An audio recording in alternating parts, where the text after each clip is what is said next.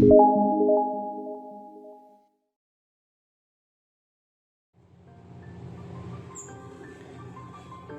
Students, so this is the next video जहाँ पे हम डिस्कस करने वाले हैं कि what are the limitations of dimensional analysis, at the same time what is the difference between accuracy and precision, and ये कैसे हमें हेल्प कर सकता है फॉर द एरर वाला part in JEE and NEET.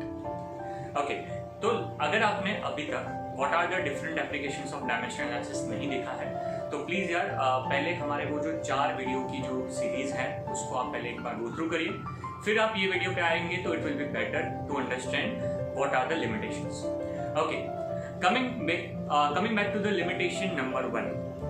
सबसे पहला लिमिटेशन डायमेंशनल एनालिसिस का ये है, अगर आपने देखा होगा कि हम जब कोई भी इक्वेशन को प्रूव करने की ट्राई करते हैं using the dimensional analysis, for example kinetic energy depends upon mass and velocity, बराबर। तो ये जो एप्लीकेशन था वहां पे आप है ना ये चीज तो प्रूव कर सकते हो कि kinetic energy is equal to k times mv²।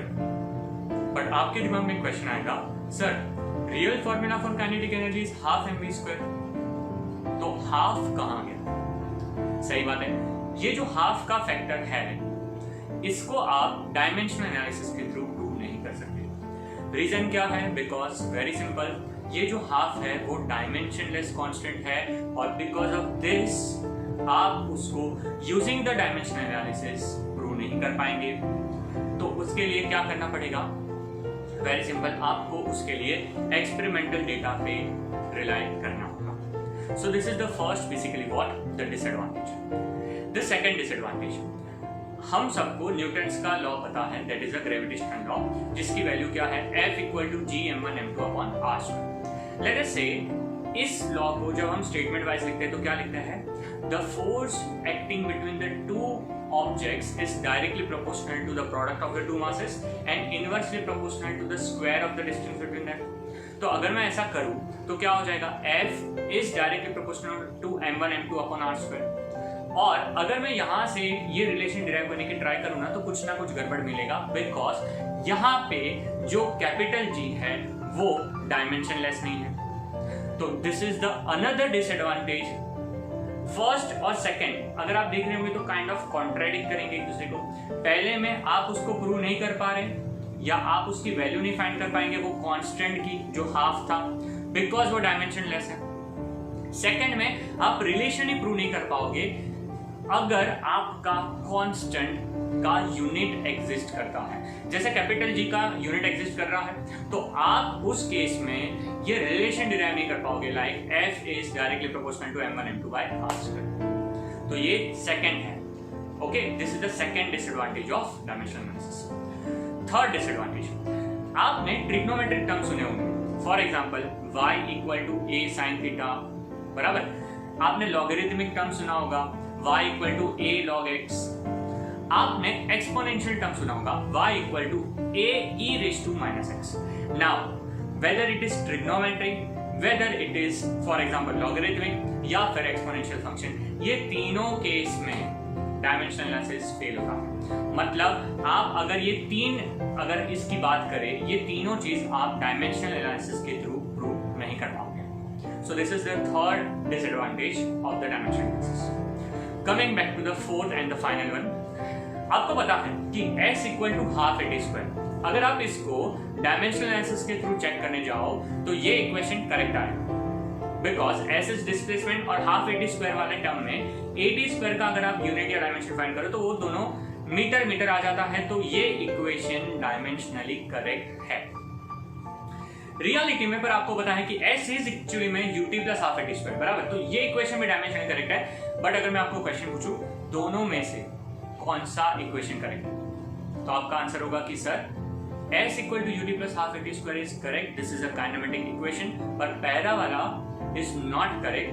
तो यहां से हमें क्या समझ में आता है कि डायमेंशनल एनालिसिस के through you can not determine कि आपके इक्वेशन में कितने नंबर ऑफ टर्म्स प्रेजेंट है।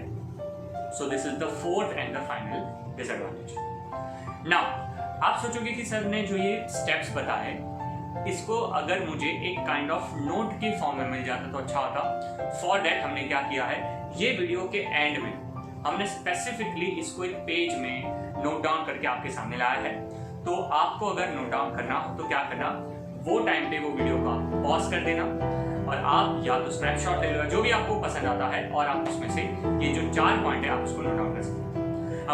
सो this are basically what the disadvantage of dimensional analysis. और यहाँ पे मैं बोल सकता हूँ कि हमारा डायमेंशनल एनालिसिस इज ओवर। तो अब आता है कि सर अब नेक्स्ट पार्ट क्या है यूनिट्स में, जो बहुत इंपॉर्टेंट है। अगर मैं बात करता हूँ कि जो हमारा नेक्स्ट पार्ट है वो बेसिकली JEE नीट का एक काइंड ऑफ फेवरेट क्वेश्चन बोला जाता है, that is nothing but the error analysis. Very important basically the topic. और इसके लिए जो इसका बेस और जो डिस्कशन का एक जो है ना, जैसे इंट्रोडक्शन काइंड ऑफ है, वो मैं आज लेना चाहूंगा। ओके, सो अगर हम बात करते हैं एरर के, तो उसके पहले हमें 2 टर्म समझने जरूरी है, जिसका नाम है एक्यूरेसी एंड प्रिसिजन। ओके, तो आप बोलोगे कि सर एक्यूरेसी प्रिसिजन क्या दोनों सेम टर्म नहीं है? तो मेरा ही आपसे क्वेश्चन है, सोचो यार एक्यूरेसी प्रिसिजन सेम होगा क्या?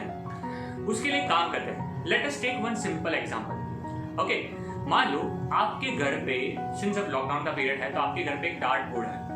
ओके, और आप बोर हो रहे थे, तो आपने अपने फ्रेंड को, बिल्डिंग का एक फ्रेंड है, ठीक है, बाहर से मत बुला, बिल्डिंग के फ्रेंड को आपने घर पे बुलाया कि चले यार तू आ, हम लोग दोनों क्या खेलते हैं, डार्ट खेलते हैं।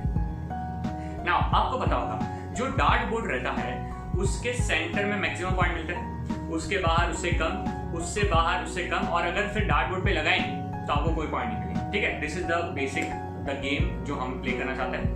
ओके, ना आपने आपके फ्रेंड को बुलाया ना, वो फ्रेंड बहुत ही जबरदस्त, मतलब माशाल्लाह क्या फ्रेंड, मतलब वो क्या करता है, उसका एक भी डार्ट बोर्ड पे नहीं लगता। मतलब जब भी वो डार्ट को फेंकेगा ना, वो बोर्ड पे लगेगा ही नहीं, हमेशा बाहर लगेगा। ये उसका वर्ल्ड रिकॉर्ड है, गिनीज में नाम लिखने ही आने वाले हैं, ये चीज होने वाली है, बस थोड़े टाइम से अभी वो रुका हुआ है बिकॉज लॉकडाउन हो गया है। ओके, और आप जबरदस्त हो, आपका डार्ट पे लगता है, पर कई बार 100 पे लगता है, कई बार 50 पे लगता है, कई बार 30 पे लगता है। ओके, डार्ट के बाहर नहीं जाता, वो चीज पक्की सही, पर डार्ट में अलग अलग जगह पे लगता है। सो अगर हम यहाँ पे ये एग्जांपल के थ्रू समझने चाहें तो एक चीज समझो, अगर आपका फ्रेंड कंटिन्यूसली एग्जैक्टली जो उसका डार्ट बोर्ड के बाहर है वहीं पे मार रहा है, मतलब उसका प्रिसिजन जबरदस्त है। पर अगर आपकी मैं बात करूं तो आपका प्रिसिजन अच्छा नहीं है, क्योंकि प्रिसिजन मतलब क्या, अगर आपको समझ में आ रहा हो, अगर मैं कोई भी एक्सपेरिमेंट का मल्टीपल रीडिंग लूं और वो रीडिंग ऑलमोस्ट सिमिलर आता रहे, उसको हम प्रिसिजन बोलते हैं। पर एक्यूरेसी क्या है?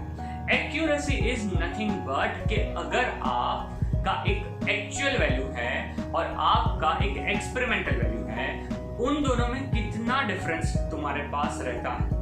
अगर वो डिफरेंस एकदम ही मिनिमम हो गया, तब आपकी एक्यूरेसी बहुत जबरदस्त होगी। जैसे आपके पास एक वॉच है, आपको पता है अभी का जो टाइम हुआ है वो 12 बजे है। ओके, आपने मोबाइल में देखा तो 12 बजे, और आपकी वॉच में आपने देखा तो वो बेसिकली 11:59 दिखा रहा। दूसरी वॉच है वो बेसिकली 10:59 दिखा रहा है। तो आप बोलोगे यस, जो पहला वॉच है जो 11:59 दिखा रहा है उसकी एक्यूरेसी काफी अच्छी है, क्योंकि 12 और 11:59 में सिर्फ 1 मिनट का फर्क है। जबकि दूसरा जो है उसमें काफी ज्यादा डिफरेंस है, तो उसकी एक्यूरेसी अच्छी नहीं है। तो आई थिंक मैं क्लियर आपको बता चुका हूं, accuracy is basically nothing but, अगर एक्यूरेसी चाहिए तो आपको एक्सपेरिमेंटल वैल्यू और एक्चुअल वैल्यू, ये दोनों में कितना डिफरेंस है वो फाइंड करना पड़ेगा, और यही डिफरेंस को हम एरर बोलते हैं। और प्रिसिजन क्या है कि प्रिसिजन ये है कि अगर आप एक्सपेरिमेंट के मल्टीपल रीडिंग लेते हो और रीडिंग लेने के बाद आपको पता चलता है कि सारे रीडिंग एकदम ही नजदीक नजदीक है, तो उसका प्रिसिजन इज फैंटास्टिक। तो अब आता है कि ये जो एरर जनरेट होती है उसके कॉज क्या हो सकते हैं, why the error is basically because of, कि क्या क्या पैरामीटर हो सकता है। ये चीजें ओके शायद आप पढ़ चुके हो सकते हो या ये लॉजिकल चीज है, तो हम क्विकली उसके लिए देखते थे। एरर किसकी वजह से आ सकती है? तो सबसे पहला एरर आ सकती है बिकॉज ऑफ कि आपका जो इंस्ट्रूमेंट है उसमें गड़बड़ है, इंस्ट्रूमेंट ही फॉल्टी है, जिसको हम काइंड ऑफ इंस्ट्रूमेंटल एरर बोलते हैं। ओके, इंस्ट्रूमेंट में फॉल्ट है तो उसकी वजह से एरर हो सकती है। दूसरा पॉसिबिलिटी क्या है पता है, कि हो सकता है कि आपका जो ऑब्जर्वर है, फॉर एग्जांपल आप एक्सपेरिमेंट कर रहे हो पर आपको रीडिंग लेनी ही नहीं आती। इसको हम बोलते हैं पर्सनल एरर। इसको हम क्या बोलेंगे यार, पर्सनल एरर। आपको रीडिंग लेनी नहीं आती, आपको पता नहीं है कि कैसे रीडिंग लेना, क्या करना, कन्वर्जन कुछ नहीं आता, तो आपका जो बेसिकली ये बायस बन गया उसको हम क्या बोलेंगे यार, पर्सनल एरर। तीसरा पॉसिबिलिटी ये है कि यार आपको पता नहीं है कि इंस्ट्रूमेंट का सेटअप कैसे करना, या व्हाट आई कैन से ये एक्सपेरिमेंट स्पेसिफिकली फोर्स फाइंड करने के लिए था और आप उसके बदले कुछ भलता ही फाइंड कर रहे हो। फॉर एग्जांपल आप डेंसिटी फाइंड कर रहे हो, तो यू डोंट नो कि कौन से सेटअप में क्या चीज कनेक्ट करनी चाहिए। काइंड ऑफ आप बोलोगे सर काइंड ऑफ ये पर्सनल एरर का डोंट यू थिंक सब टॉपिक होगा? यस, बट ये किसकी वजह से जनरेट हुआ? Because of the faulty setup of instruments. ये तीनों कैटेगरी एक स्पेसिफिक एरर के अंदर आती है जिसको हम बोलते हैं systematic error. This kind of error आप उसको रिमूव कर सकते हो, और रिमूव करने का फंडा बहुत सिंपल है, लॉजिकल है। पहला, रिमूव द पर्सनल बायस। अपना आपका नॉलेज इंक्रीज करो, पता करो कि कैसे सेटअप करना है, क्या कन्वर्जन करना है, कैसे रीडिंग लेना है। दूसरा जो सबसे इंपॉर्टेंट बात है वो ये कर सकते हो कि अगर आपको पता चलता है कि इंस्ट्रूमेंट फॉल्टी है तो जस्ट चेंज द इंस्ट्रूमेंट या फाइंड करो क्या फॉल्ट है और अकॉर्डिंगली उसके ऊपर वर्क करो। सो इस तरह से आप सिस्टमेटिक एरर को क्या कर सकते हो, निकाल सकते हो। पर एक एरर ऐसा है जिसके ऊपर आपका कोई कंट्रोल नहीं, और उस एरर का नाम है random error. Random error is basically generated because of the external parameter. For example, कि वेदर फ्लक्चुएशन में टेम्परेचर फ्लक्चुएशन हुआ, ह्यूमिडिटी जनरेट हो गया, आप एक्सपेरिमेंटल सेटअप कर रहे थे तो आजू बाजू में कुछ तो हुआ है ना, जिसकी वजह से आपके जो डेटा थे, आप जो डेटा ले रहे थे उसके अंदर बेसिकली फॉल्ट या एरर जनरेट होती। अब आपकी गलती तो नहीं थी, आपने सारे बेसिकली प्रिकॉशन लिए थे, पर फिर भी एक एरर आया और आपका कंट्रोल उस पर नहीं है। इसी को हम क्या बोलेंगे यार, nothing but the random error. Frankly speaking, आप random error को remove नहीं कर सकते। डेस्टिनी है भाई, भगवान ने लाया है तो क्या कर, तो आप क्या कर सकते हो? सिंपल, आप अपने एक्सपेरिमेंट में जब भी रीडिंग लो तो आप उसके मल्टीपल रीडिंग हो सकते हो, उतने ज्यादा रीडिंग लो। इसीलिए आपने देखा होगा जब भी साइंस लैब में एक्सपेरिमेंट होता है तो आपको 1, 2 नहीं कुछ 10-12 रीडिंग लेने वाले हैं। क्यों? अब आपको रीजन समझ में आया होगा, ताकि ये जो काइंड ऑफ अनसर्टेनिटी है वो रिमूव हो जाए। तो अगर आपने ये चीज देखी होगी तो हमने एरर को यहाँ पे ब्रॉडली 2 टाइप में क्लासिफाई कर दिया है, systematic and random. Systematic error ऐसी है जिसको आप रिमूव कर सकते हो, रैंडम को आप रिमूव नहीं कर सकते। ये दोनों के अंदर पॉजिटिव या नेगेटिव एरर इंट्रोड्यूस हो सकती है। जैसे आपको पता होगा कि एक पॉइंटर होता है इंस्ट्रूमेंट का और वो एग्जैक्टली मान लो सेंटर पे है, मतलब वो 0 पे है। पर कई बार आपने देखा होगा कि कैलिब्रेशन बिगड़ा होता है, तो सम टाइम वो 0 के बदले थोड़ा पीछे होता है या 0 के थोड़ा आगे होता है। सो अगर आपका रीडिंग 0 से थोड़ा आगे है मतलब पॉजिटिव एरर है, और 0 से थोड़ा पीछे है तो नेगेटिव एरर है। Very simple. उसमें गड़बड़ क्या है? कैलिब्रेशन आप थोड़ा सा इम्प्रूव करो। ओके, तो ये चीज आप चेंज कर सकते हो। दूसरा एक वर्ड आप अगर टेक्स्ट बुक रीड करोगे तो आएगा parallax error. What is parallax error? Simple है, आप जब रीडिंग लेते हो तो इट इज ऑलवेज एडवाइजेबल कि अगर आपका इंस्ट्रूमेंट ऐसा है, हॉरिजॉन्टल है, और आप अगर रीडिंग लेना चाहते हो तो साइडवेज मत लो, ऊपर से लो, 90 डिग्री से लो, ताकि क्या हो कि आपको पता चले कि आपके जो रीडिंग है उसमें कोई गलती नहीं। This is the basic introduction of error, जहां पे मैंने एक्यूरेसी, प्रिसीजन ये सब भी डिस्कस किया। तो आपके दिमाग में क्वेश्चन होगा कि सर तो यहाँ पे IIT नीट में क्वेश्चन कहाँ से आएगा? एकदम सही बात, ये जो पार्ट मैंने बताया ना वो तो थियोरेटिकल पार्ट है। This was just introduction. In the coming video now we are going to discuss the mathematical treatment of the error analysis, at the same time what are the different combination of errors. वो part बहुत important है और मैं चाहूंगा कि यार वो वाला वीडियो आप 100% देखना, ताकि आपको समझ में आए कि एरर किस तरह से हम मैथमेटिकली ट्रीट करते हैं, कौन से फॉर्मूला को आपको याद रखना है, और देन हम थोड़े से JEE नीट के क्वेश्चन उसके बेस पे सॉल्व करें। सेम यार, अगर आपको ये वीडियो अच्छा लगे तो प्लीज हमारे प्रोग्रामेटिक्स चैनल को आप सब्सक्राइब कर सकते हो। हम लोग ये कंटेंट पूरा लेके आ रहे हैं। यूनिट्स एंड मेजरमेंट ये पूरा चैप्टर हम कवर करने वाले हैं। ओके, एरर पे पहुंचे हैं और धीरे धीरे आगे बढ़ के ये चैप्टर पूरा कवर होगा। जैसे ये चैप्टर कवर होगा, हमने पैरेलली दूसरा चैप्टर स्टार्ट किया है, vector eight the same time. अगर आपने देखा होगा मोशन इन 1D, ओके, वो भी बढ़ता रहेगा।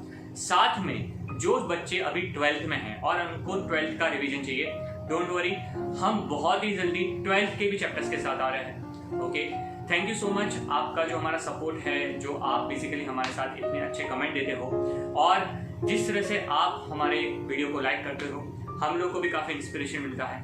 So thank you so much. मिलते हैं नेक्स्ट वीडियो में, तब तक के लिए सावधान रहें, सतर्क रहें, सुरक्षित रहें। Thank you.